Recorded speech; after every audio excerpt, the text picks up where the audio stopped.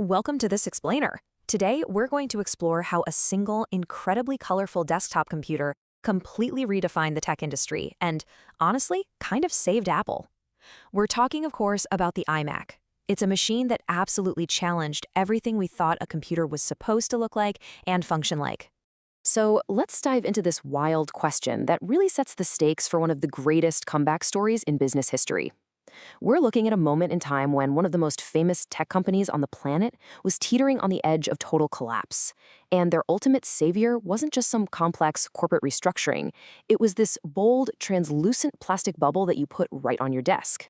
Here's our roadmap for today.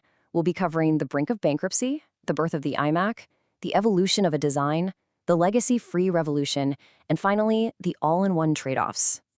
Section 1. The brink of bankruptcy. Apple's mid-90s crisis. To really grasp the iMac's impact, we gotta look at the downright dire situation Apple found itself in back in the mid-90s. Before the iMac came along, Apple was bleeding market share and staring imminent bankruptcy right in the face. Windows-based PCs were cannibalizing their sales at a terrifying rate, and to make things even worse, Macintosh clones, these were computers made by other companies but running Mac software, were eating directly into Apple's own hardware profits. On the software side, it wasn't much better. They had repeatedly tried and failed to ship a modern operating system to replace their aging architecture. Basically, they were a company without a clear direction, totally lacking a modern software foundation. The turnaround strategy, though, was incredibly bold. In 1996, Apple looked completely outside the company for a lifeline and acquired Next Inc., specifically to get their hands on a modern operating system. But along with that software came a pretty familiar face, Apple's ousted co-founder, Steve Jobs. Jobs initially came back just as an advisor, but by 1997, he had replaced Gil Amelio as interim CEO. Jobs took one look at Apple's confusing, bloated lineup of computers and just ruthlessly slashed them down to a super simple four-quadrant grid. You had one desktop and one laptop for consumers, and one desktop and one laptop for professionals.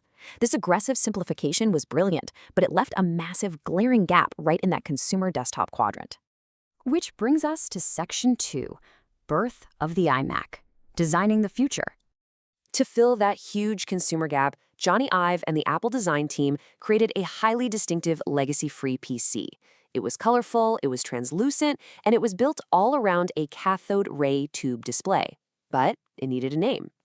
The name iMac was actually coined by ad director Ken Siegel. The prefix I suggested the internet, which was rapidly becoming a household necessity at the time, while Mac anchored it firmly to the Apple brand. Fun fact, Jobs actually hated the name at first, but he eventually relented. And thank goodness he did, because that single letter I eventually became the naming foundation for an entire tech ecosystem. We're talking the iPod, iPhone, iPad, and software like iTunes and iCloud. Apple had a huge point to prove about ease of use, which was the core marketing thesis for the device.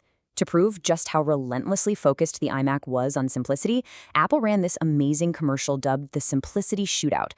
In the ad, you had a 7-year-old boy named Johann Thomas and his border collie Brody with a brand new iMac. Their competition? Adam Taggart, an actual Stanford University MBA student with an HP Pavilion. It was a literal race to set up the computers and connect to the internet. Johann and his dog breezed right through it, finishing in 8 minutes and 15 seconds. The Stanford MBA? Well, he was still visibly struggling by the time the commercial ended. The message was crystal clear. Getting on the internet shouldn't require an advanced degree. Let's move to Section 3. Evolution of a design. 25 years of form factors. After becoming a massive commercial hit right out the gate in 1998, the iMac's physical form continuously adapted as display technology evolved. It started with that iconic G3, the translucent, gumdrop-shaped cathode ray tube enclosure. Then, as flat screens finally became affordable, 2002 brought us the G4. This one was inspired by a sunflower, literally placing an LCD monitor on a freely moving stainless steel arm right above a hemispherical base. In 2004, the G5 boldly hid all the computer components directly behind the LCD screen, which is a design philosophy that stuck around for good. By 2007, they swapped the plastic for a really sleek aluminum enclosure, which slimmed down progressively over the years. And finally, in 2021, powered by Apple Silicon, the iMac achieved this impossibly thin 11.5mm profile, beautifully returning to its roots by offering 7 vibrant colors, just like the original G3. But hey, the evolution wasn't just skin deep. Behind all that glass and aluminum, the iMac smoothly navigated three massive, totally paradigm-shifting processor architectures. It kicked off in the PowerPC era, but by 2005, IBM's development for desktop chips was kind of grinding to a halt. So Apple pulled off a flawless transition over to Intel's x86 architecture, completing the shift across the entire Mac line in just 9 months. Then fast forward to 2020, and Apple announced another monumental shift, breaking away from Intel to use their own highly efficient Apple silicon, the M-series chips. The iMac didn't just survive, it thrived because it adapted its brain just as readily as it adapted its body.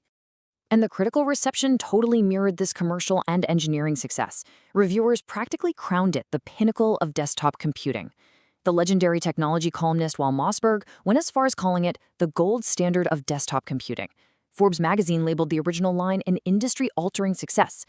From selling over 6 million units of that first CRT model to consistently landing on holiday must-have lists year after year, the iMac wasn't just a computer anymore. It was a full-blown cultural phenomenon. Section 4.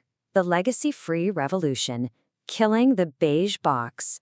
So here is where things get really interesting. The iMac's legacy isn't just about the cool things it added, it's equally about what it bravely and somewhat ruthlessly stripped away. It was the industry's first true legacy-free PC. In a massively controversial move at the time, Apple entirely eliminated the floppy disk drive. Gone. They also killed off their older proprietary connections, like the Apple Desktop Bus for keyboards and mice, and dumped the legacy Mini DIN 8 serial ports used for printers. In their place, they went all in on a brand new cross-platform standard, the USB port.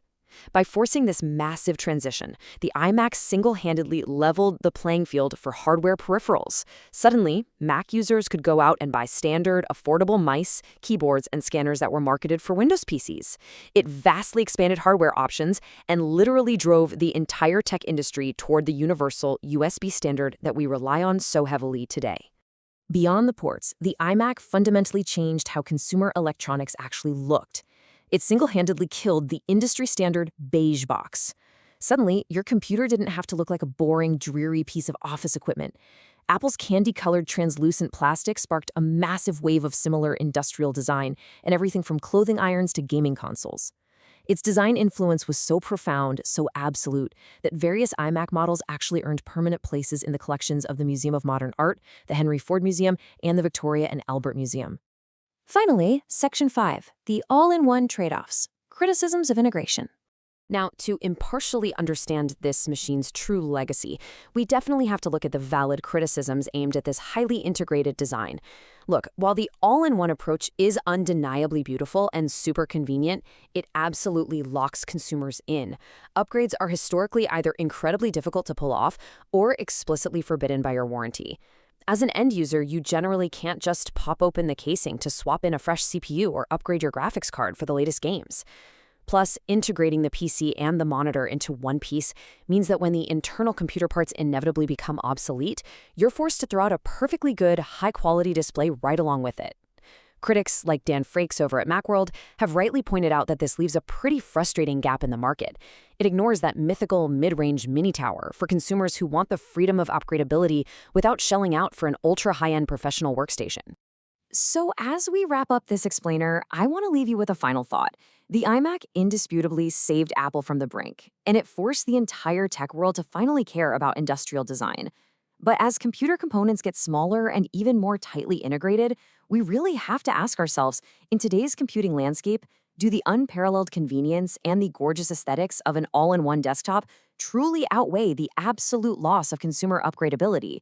It's a tricky balance, and it's a question that Apple and really anyone looking to put a computer on their desk continues to wrestle with right now. Thanks for joining me on this incredible journey.